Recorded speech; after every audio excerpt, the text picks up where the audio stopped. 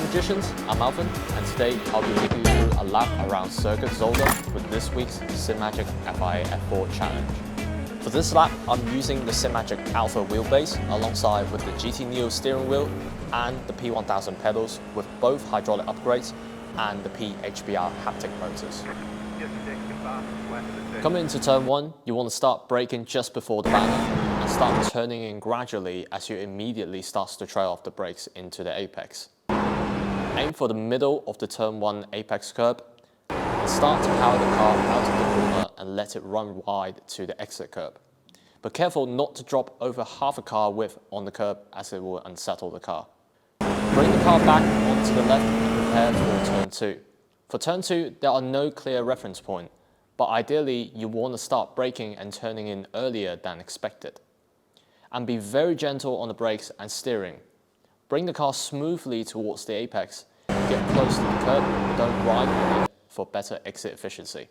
Once you're at the apex, apply the throttle and let the car one ride onto the exit curb. Be careful not to run over half a car on it as it will unsettle the car and compromise your exit. Going to turn 3, you're going to start turning at about a car length behind the escape road.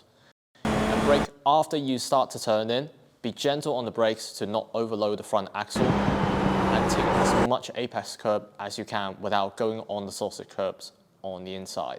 Get on the power quickly as soon as the car hits the inside and use all the curbs on the exit for maximum exits. For turn 4 and 5 chicane, spot the brakes just after this lamp post here and keep the car straight. Then start to turn in a little earlier and aim at the middle part of the outer curve here. Use third gear for this corner to aid rotation and exit efficiency. Use as much curb as possible while not sending the car airborne, as any airtime will cause you a choke at that time. Then let the car run wide onto the exit. Exit curbs are optional but not a must. Stick towards the inside for the left kick of 6 and prepare for the turn 7, 8 and 9 chicane. You want spot brakes at about a car length before the marshal post here and start to trail brake into turn 7. Careful not to lock up or overload the tyres as it's quite easy to do so for this complex. Aim at the middle part of the curb here and have the right side of the car on the sausage curbs. Then quickly aim at the middle part of turn 8. Beware not to drop the right wheels onto the sausage curbs as it will be a track limit violation. Gradually start to apply throttle and balance the car and create rotation for turn 9. Aim at the outer part of the sausage curbs to make use of the track limits for the best exit efficiency and apply as much power as you can get away with for the best exit speed. Use all the curbs on the exit for the same reason. For turn 10, it's an easy flat. You want to turn in at about a car length before the end of the exit curb and aim at the sausage curbs for an apex reference point. And make sure to use all the track points.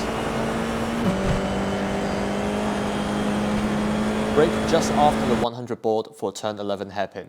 Start to trail off the brakes and turn in and aim at the edge of the inside curb here for a late apex. As soon as the car starts to point towards the apex, apply power to rotate the car out of the corner and make use of all the curbs on the exit.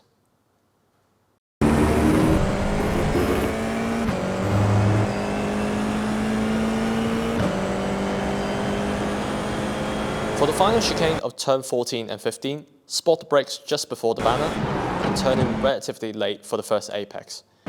Make sure you don't point the car in too early as riding the sausage curb this way will send the car airborne.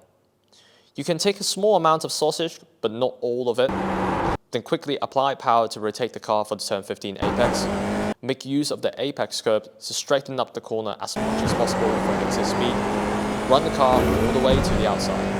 And that is a lap around Circuit Zolder. That was your fastest lap of the session.